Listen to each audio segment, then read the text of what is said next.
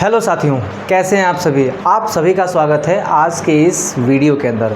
और आज जो है हम अपने प्राचीन भारत इतिहास की जो हमारा एक सेशन चल रहा था उसमें जो है आज हमारा ये तीसरा वीडियो है। मैंने आपको कहा था कि मैं आपको जो है पूरे बेसिक से इतिहास पढ़ाने वाला हूं और पूरे बेसिक से इतिहास के क्रम में आज हमारा तीसरा वीडियो है और हम पहुँच चुके हैं हड़प्पा सभ्यता के ऊपर, ठीक है ना। इसे सिंधु घाटी सभ्यता भी कहते हैं। और आप याद रखिएगा, आज एक ऐसी सभ्यता के बारे में बात करने जा रहे हैं बच्चों जो आज से लगभग 4500 वर्ष पूर्व की बात है। और उस समय एक ऐसी सभ्यता थी जो नगरीय सभ्यता थी। आज हम 2024 में बात करें शहर के बारे में और आज से 4500 वर्ष पहले की बात करें, उस समय भी एक शहरी सभ्यता हुआ करती थी जिसे हम हड़प्पा सभ्यता के नाम से जानते थे। वहाँ की जो ड्रेनेज सिस्टम है, या फिर कह सकते हैं जो नालियाँ हैं, जो सड़कें हैं, या फिर जो घर हैं, वो इस टाइप से डिज़ाइन की गई थी जो आज जो मेन बड़े बड़े शहरों में डिज़ाइन की जाती हैं। याद रखिएगा, आज जब आप बड़े शहरों के अंदर जाएंगे और वहाँ के ड्रेनेज सिस्टम को आप देखेंगे तो आपको समझ में आएगा कि अच्छा आप शहर में आ गए हैं। लेकिन आज से 4500 वर्ष पहले एक ऐसी सभ्यता थी जो सेम आज के जैसे ही ड्रेनेज प्रणाली थी। ड्रेनेज का मतलब होता है कि पानी के निकास का जो सिस्टम था, सड़कें हमेशा संपूर्ण पे काटती थी, पत्थरों के घर बने हुए, ईंटों के घर बने हुए थे, ठीक है ना। तो सभ्यता की बात हम आज करने जा रहे हैं। तो थोड़ा सा जो है आज कुछ बेसिक चीज़ें मैंने यहाँ पे लिख दिया है। मैं यहाँ पे इस वीडियो को, इस चैप्टर को जो है, इस टॉपिक को 2 वीडियो में पढ़ाने वाला हूँ ताकि जो है अच्छे से सारी चीज़ें कन्फर्म हो सके कम समय में। याद रखिएगा। तो हम बात करते हैं सिंधु घाटी सभ्यता की। हमने ताम्र पाषाण काल पढ़ा और तांबे के बारे में हमने जाना। लेकिन ताम्र पाषाण काल के बाद अगर हम देखेंगे तो हड़प्पा सभ्यता, बहुत सारे इतिहासकार मानते हैं कि ताम्र पाषाण काल के जो लोग थे उनसे पहले हड़प्पा सभ्यता आ चुकी थी। और इन्होंने बाद में जो है तांबे से कांसा बनाया, तांबे में टीन मिलाया और टीन मिला करके कांसा बनाया। याद रखिएगा। तो कांसा बनाने वाले सबसे पहले जो थे वो हड़प्पा वाले ही थे।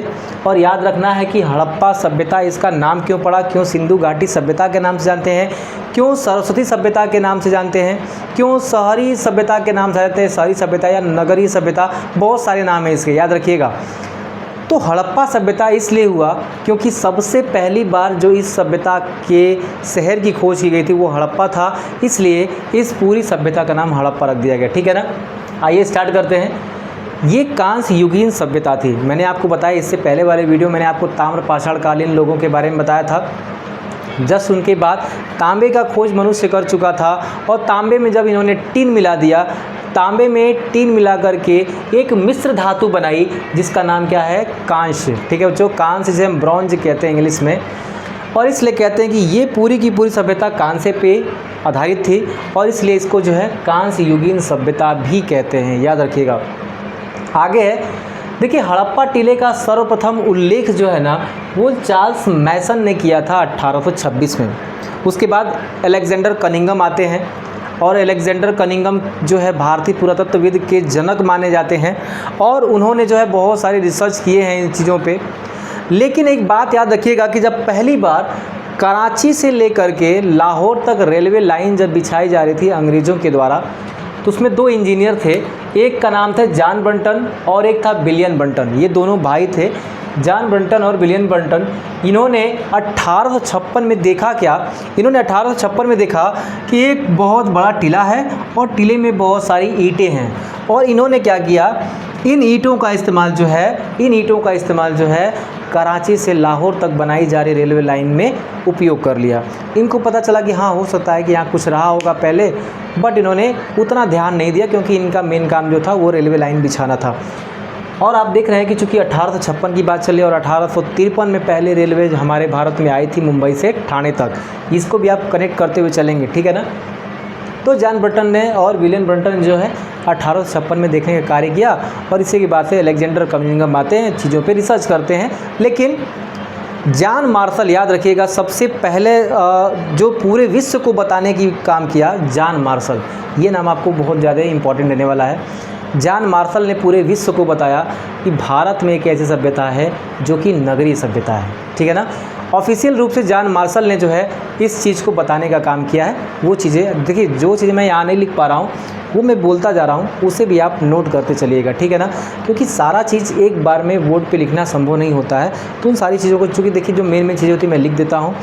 आज के जो चीज़ें लिखा है ये सारा का सारा हड़प्पा के बारे में बेसिक चीज़ें हैं, याद रखेंगे, ठीक है ना। चलिए तो बात करते हैं आगे कि सबसे पहली बार हड़प्पा की जो खोज की गई, हड़प्पा शहर की, सभ्यता की नहीं, हड़प्पा शहर की जो खोज की गई वो दयाराम साहनी के द्वारा की गई, और ये 1921 में जो है खोज करते हैं हड़प्पा की, ठीक है ना, हड़प्पा शहर की। और इसीलिए पूरी सभ्यता का नाम हड़प्पा हो गया, क्योंकि हड़प्पा सभ्यता का जो पहला शहर था वो हड़प्पा ही खोजा गया था। इसलिए सिंधु घाटी सभ्यता का नाम जो है हड़प्पा सभ्यता के नाम से भी जाना जाने लगा, ठीक है। आगे चलेंगे। मोहनजोदड़ो की जो खोज है राखल दास बनर्जी या आर डी बनर्जी भी कहते हैं, राखल दास बनर्जी ने जस्ट 1 साल बाद किया, ठीक है। अब यहाँ पे क्या था कि अंग्रेज़ों के रहते हुए, अंग्रेज़ों के नेतृत्व में अब जो है हड़प्पा सभ्यता का धीरे धीरे शहरों का एक एक करके खोज होना प्रारंभ हो गया, और दूसरा शहर जो है मोहनजोदड़ो की खोज जस्ट अगले साल ही हो जाती है राखल दास बनर्जी के द्वारा, ठीक है ना। रावी नदी के तट पे हड़प्पा शहर पड़ता है, पंजाब प्रांत में है, ठीक है ना, पाकिस्तान के पंजाब प्रांत में पड़ता है, ठीक है ना, पाकिस्तान के पंजाब प्रांत में, और ये जो है सिंध प्रांत में पड़ता है, पाकिस्तान के सिंध प्रांत में जो है सिंध नदी के किनारे, हड़प्पा रावी नदी के किनारे और मोहनजोदड़ो सिंध नदी के किनारे, सिंधु नदी के किनारे पड़ता है, याद रखना इस चीज़ को, ठीक है ना, सिंधु नदी के किनारे, और ये पड़ता है सिंध प्रांत में पड़ता है, ठीक है। राखल दास बनर्जी के द्वारा 1922 में इसकी खोज की गई थी, ठीक है। कह रहा ये संस्कृति लगभग 13 लाख वर्ग किलोमीटर में है। सोचिए, हमारे भारत का जो क्षेत्रफल है 32.8 लाख वर्ग किलोमीटर है, और ये जो है 13 लाख वर्ग किलोमीटर की सभ्यता थी। अभी भी बहुत सारी चीज़ खोजे जा रहे हैं, क्योंकि धीरे धीरे खोज हो रही है, धीरे धीरे लगभग अभी भी जो है 1100 से ज़्यादा शहरों की खोज हो चुकी है, ठीक है ना। अभी भी धीरे धीरे इस पर क्या हो रहा है, इस पर कुछ न कुछ प्रहार चल रहे हैं, कुछ न कुछ खोज हो ही रहा है, ठीक है ना। तो ये आशा है कि खोज अभी और जारी रहने वाला है, ठीक है ना बाबू। और आप याद रखेंगे, जब ये खोजा गया और इसका जब स्ट्रक्चर मिलाया गया तो लगभग इसकी पूरी आकृति जो है त्रिभुजाकार निकल के आती है, त्रिभुज के आकार की निकल के आती है, ठीक है ना। तो हड़प्पा सभ्यता को देखें तो सबसे पूर्वी स्थल जो है वो आलमगीरपुर है, हमारे उत्तर प्रदेश के मेरठ में आलमगीरपुर पड़ता है, और वो हिंडन नदी के किनारे है। आलमगीरपुर क्या है, हिंडन नदी के किनारे है। नॉर्थ में देखेंगे, उत्तर में देखेंगे तो मांडा कश्मीर में पड़ता है, और ये जो है चेनाब नदी के किनारे है। सुतकांगे डोर दास का नदी के किनारे है, बलूचिस्तान में पड़ता है। सुतकांगे डोर बलूचिस्तान में इसका पश्चिमी हिस्सा है, सबसे पश्चिमी हिस्सा दास का नदी के किनारे है। और दायमाबाद को आप देखेंगे तो महाराष्ट्र में सिंधु सभ्यता का सबसे दक्षिणी स्थल खोजा गया है, जो कि गोदावरी नदी के किनारे है, ठीक है ना। ये जो सारे के सारे मैं आपको लिखता चल रहा हूँ, बताता चलिए, बेसिक चीज़ें हैं। कौन से शहर में क्या मिला है वो हम अगले वीडियो में देखेंगे, ठीक है बाबू। तो पहले इन चीज़ों को देख लें, जो कि एग्ज़ाम में छोटी चीज़ें हैं लेकिन आते अच्छी चीज़ों से हैं, ठीक है ना बाबू। अब क्या कह रहा है, ये सभ्यता मात्र सत्तात्मक और नगरीय थी।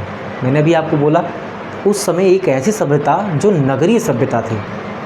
नगरी क्यों कह रहे हैं, क्योंकि वहाँ के जो जितनी भी सिस्टम आप देखेंगे ना आज के शहरों से मिलते जुलते हैं। उस ज़माने में पक्की ईंटों का यूज़ किया गया था, उस ज़माने में सड़कें संपूर्ण पे काटती थी, उस ज़माने में सड़कों के बीचों बीच नालियाँ जाती थी, और वो भी नालियाँ ढकी हुई होती थी।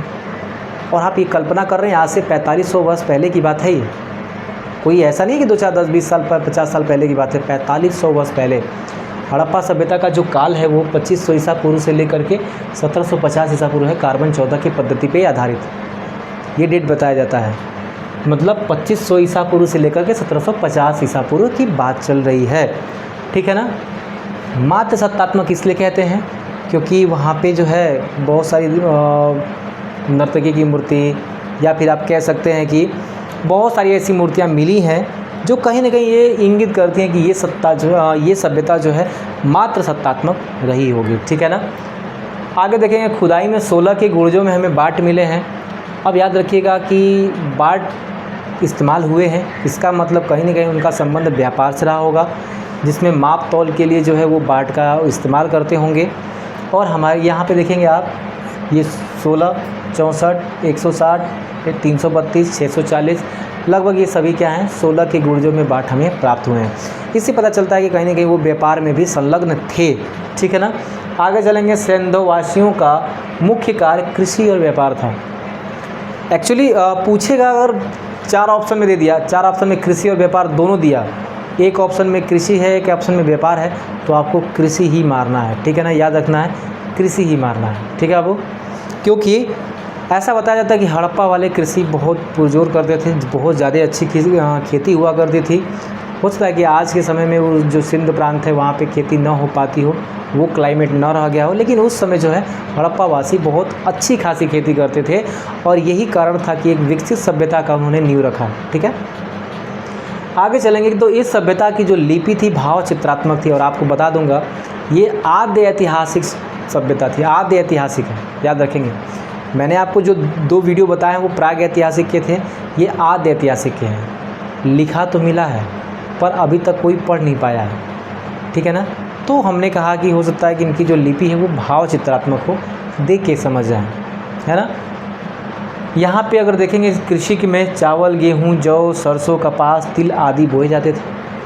लेकिन आपसे पूछे कि सिंधु वासियों का मुख्य भोजन क्या है, तो जौ और गेहूँ। याद रखना है, जौ और गेहूँ जो है सिंधु वासियों का मुख्य भोजन है।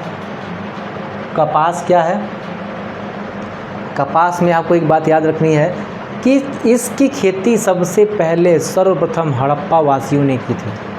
कपास की जो पैदावार है, कपास की जो खोज है, सबसे पहले हड़प्पा वासियों के द्वारा ही की गई थी। उसके बाद तिल आदि भी यहाँ पे जो है पाए गए हैं इस खुदाई में। ठीक है ना, तो आपको ये भी याद रखना है कि कपास की खेती सर्वप्रथम हड़प्पा के वासियों ने ही किया था। इस बात पे जो थोड़ा सा, और कपास के साथ साथ चांदी भी सबसे पहले हड़प्पा सभ्यता में ही पाई गई थी भारत के अंदर। ठीक है, इन चीज़ों को आप नोट करते चलिएगा, जो चीज़ मैंने लिखा नहीं है। ठीक है ना, क्योंकि सारी चीज़ें बोर्ड पर मैंने नहीं लिखा है, तो इन चीज़ों को आप नोट करते चलिएगा। ठीक है, सर्वाधिक स्थल गुजरात से प्राप्त हुए हैं। आज़ादी के बाद अगर हम देखें तो सबसे ज़्यादा अगर हड़प्पा सभ्यता के स्थल कहीं से प्राप्त हुए हैं तो गुजरात से हुए हैं। ठीक है ना, लोथल सबसे बड़ा जो नाम है लोथल, वो भी क्या है गुजरात में है, जो कि एक बंदरगाह था।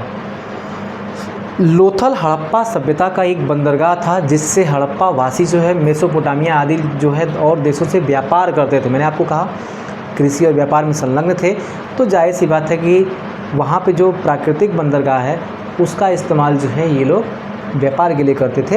हड़प्पा वासी नाव बनाने की कला भी जानते थे, इस बात को भी आप नोट कर लीजिएगा। ठीक है, जुताई के लिए इन्होंने लकड़ी के हल का इस्तेमाल किया और फसलों के कटाई के लिए पत्थर के हंसिए का इस्तेमाल किया। जो हंसुआ होता है ना, आज देखेंगे लोहे का है, वो उत्तर वैदिक काल के बाद लोहे की खोज, उत्तर वैदिक काल में लोहे की खोज होती है, उसके बाद लोहा था। देखिए अभी तक लोहा नहीं था, इसलिए आप देखेंगे पत्थर के हंसिए का फसल के कटाई में यूज होता है।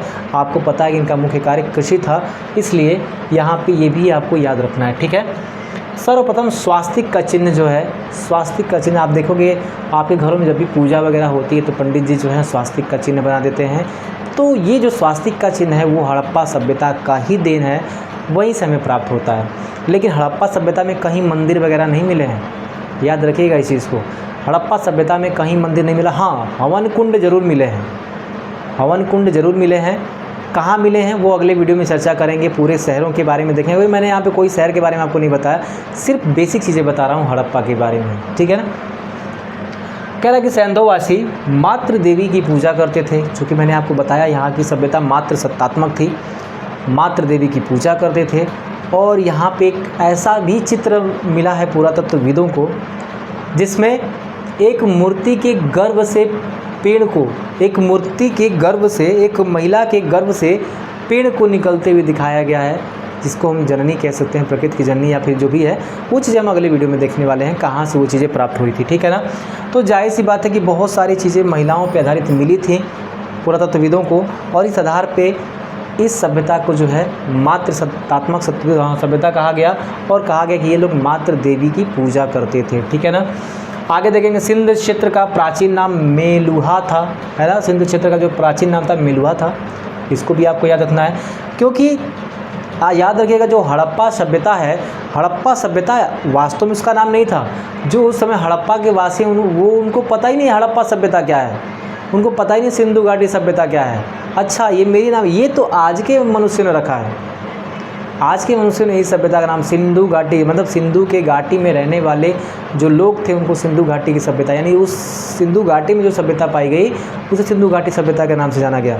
पहला शहर हड़प्पा पाया गया, इसलिए हड़प्पा सभ्यता के नाम से जाना गया। इसका मतलब ये नहीं कि उसका पहले से नाम वही था, पता नहीं हमें क्या नाम था उसका, बट यहाँ पर बता दो कि उस समय सिंध प्रांत था, उसका प्राचीन नाम मेलुहा था। ठीक है ना। आप देखेंगे सिंधु मोहरों पे जो है एक श्रृंगी सांड के सर्वाधिक चित्र मिलते हैं, है ना। जो भी मोहरें यहाँ प्राप्त हुई हैं और सर्वाधिक मोहरें जो हैं मोहनजोदड़ो से प्राप्त हुई हैं, और जो भी मोहर प्राप्त हुई है उस पर जो है एक सिंग वाले सांड का जो है वो चित्र बना हुआ है। इसे भी आपको याद रखना है। ऋग्वेद में हड़प्पा सभ्यता को हर यूपिया कहा जाता है, क्योंकि आप याद रखेंगे जस्ट इसके बाद जो है वैदिक सभ्यता हमें पढ़ना है, और वैदिक सभ्यता में हमें 4 वेदों के बारे में पढ़ना है। उन 4 वेदों में बच्चों जो पहला वेद है ऋग्वेद, उसमें भी कहीं ना कहीं हड़प्पा सभ्यता के बारे में लिखा है, और उसमें इसका जो नाम है हड़प्पा सभ्यता को उन्होंने हर यूपिया कहा था, याद रखिएगा। ठीक है ना। इससे जो मुख्य शहर थे हड़प्पा, मोहनजोदड़ो, कालीबंगा, बनावली, चौदड़ो, लोथल, सुतकोदता, इसे आप याद रखिएगा, क्योंकि अगले वीडियो में इन सारे शहरों के बारे में पढ़ने वाले हैं। वीडियो बड़ा ना हो इसलिए मैं छोटा छोटा वीडियो जो है कई पार्ट में करके बनाऊंगा, ताकि 2 पार्ट में ख़त्म हो जाएगा। ऐसा मत सोचिएगा कि कई पार्ट हो जाएंगे। ठीक है ना। सबसे बड़ी इमारत जो थी वो विशाल अन्नागार था मोहनजोदड़ो की। अब ये विशाल अन्नागार क्यों था? क्योंकि मैंने आपको बताया सिंधु सभ्यता कृषि आधारित सभ्यता थी, और सिंधु सभ्यता के लोग इतने विकसित थे कि ये लोग जो है ये लोग पहले से ही अन्न को स्टोर करके रखते थे, और इसीलिए ये लोग बड़ा अन्नागार बनाए थे, ताकि अन्न को इसमें स्टोर करके रखा जाए। जब भी सूखा पड़ जाएगा, कोई आपदा आ जाएगी, तो उस आपदा में अगर मान लीजिए कृषि नहीं हुआ तो उस दौरान सिंधु वासियों का भोजन या पेट भरने के लिए जो है इसी अन्नागार से अन्न को निकाला जाएगा। सोचिए आज के डेट में उत्पादन तो है, आज की डेट में 2024 में उत्पादन तो है किसानों के पास। हमारे देश की सरकारें उत्पादन बढ़ाने की तो बहुत सारी बातें करती हैं, पर स्टोरेज की बात नहीं करती हैं, याद रखिएगा। क्योंकि किसान जो है जब उत्पादन करता है तो किसान मजबूर हो जाता है अपने अनाज को बेचने के लिए, क्योंकि उसके पास रखने को जगह नहीं होते हैं। अगर रखने को जगह होती है तो अच्छे दाम जब मिलते तो किसान उसको बेचता और किसानों की समृद्धि बढ़ती है यहाँ पे। बट यहाँ पे आप देखोगे कि कहीं नहीं, किसानों के साथ जो है कृषि व्यवस्था आज के समय जो है थोड़ा सा बदतर है। लेकिन आज से 4500 साल पहले की बात देखिए आप, उस समय के लोग इतने विकसित थे कि इस चीज़ों के बारे में सोचते थे कि हमारे लोग बिना खाए ना रह जाए। आज जो काम FCI करती है, food corporation of India, government के तहत, वो चीज़ पहले विशाल अन्नागारों में हुआ करती थी, और लोग इसमें अन्न भंडार जो है जमा करके रखते थे कि आपदाओं में काम करेंगे। ठीक है। और आपको एक बात और बता दूं, आप देखोगे ना तो यहाँ पे जो है हड़प्पा सभ्यता के अंदर 2 टाइप के आपको टीले मिलेंगे। ठीक है ना। 2 टाइप के आपको टीले मिलेंगे, जिनको हम ऊपरी नगर और निचली नगर के नाम से जानते हैं। ठीक है ना। किसी भी शहर में आप देखोगे ना तो कुछ इस प्रकार से जो है आपको टीले मिलने वाले हैं। ठीक है ना। टीले मिलने वाले हैं, और ये ऊपरी टीले पे ऐसा माना जाता है कि शासक वर्ग रहते होंगे। ठीक है ना। हर शहरों में जो है धौलावीरा को अगर छोड़ दे, धौलावीरा में 3 टीले मिले हैं, 3 टाइप के शहर मिले हैं। लेकिन आप देखोगे ना बाकियों की जगह पे हड़प्पा सभ्यता में तो टीले जो है, टीलों पे जो है आप याद रखिएगा, टीलों पे यानी कि 2 तरह की भूमि रहे, एक ऊंचा शहर, एक निचला शहर। ठीक है ना। तो ऊंचे भाग पे जो है ऐसा माना जाता है कि शासक वर्ग के लोग यहाँ पे रहे होंगे, जो भी सत्ता में उच्च रहे होंगे, जो संपन्न रहे होंगे, जिनके हाथ में पूरी की पूरी सभ्यता रही होगी, वो लोग यहाँ पे रहते होंगे। और बाकी जो ईंटों के मकान बने थे निचले शहरों में, वहाँ आम जनता रहती होगी। ठीक है ना। तो कहीं ना कहीं लोग कहते हैं कि यहाँ भी भेदभाव था, यहाँ भी भेदभाव था, और यहाँ पे भेदभाव ऐसा था कि जो ऊँचे लोग थे वो, मतलब जो संपन्न लोग थे वो ऊँचे टीले पे रहते थे, बाकी जो निचले टीलों में रहने का काम करते थे वो लोग आम जनता थे। ठीक है ना। आम जनता थे। लेकिन धौलावीरा एक ऐसा क्षेत्र था जहाँ पे ऊपरी टीला, मध्यम टीला और निचला टीला तीनों मिला है वहाँ पे। ठीक है ना। तो आपको याद रखना है कि वहाँ पे उच्च शहर और निचला शहर प्राप्त हुआ है। ऊंचे शहर पे शासक वर्ग रहते थे, उस क्षेत्र के जो निचला शहर था, ईंटों के मकान थे, वहाँ पे जाहिर सी बात है कि बहुत सारे उस समय के लोग रहा करते थे, जो कि आम जनता थी। ठीक है। तो बच्चों ये एक बेसिक वीडियो था और मैंने इसमें बहुत ही महत्वपूर्ण चीज़ों को कवर करने का प्रयास किया है और इससे भी महत्वपूर्ण वीडियो अगला होने वाला है, क्योंकि उसमें हम पढ़ने वाले हैं कि कौन सा चीज़ हमें पुरातत्वविदों को किस शहर से प्राप्त हुआ है और यहाँ से क्वेश्चन बहुत ज़्यादा पूछा जाता है। अभी जो है मैंने केवल यहाँ पे 50% पढ़ाए हैं, 50% जो है हम लोग अगले वीडियो में देखने वाले हैं। तो वीडियो कैसा लगा है कमेंट करके ज़रूर बताइएगा। मिलते हैं अगले वीडियो में, आज के लिए इतना ही। जय हिंद।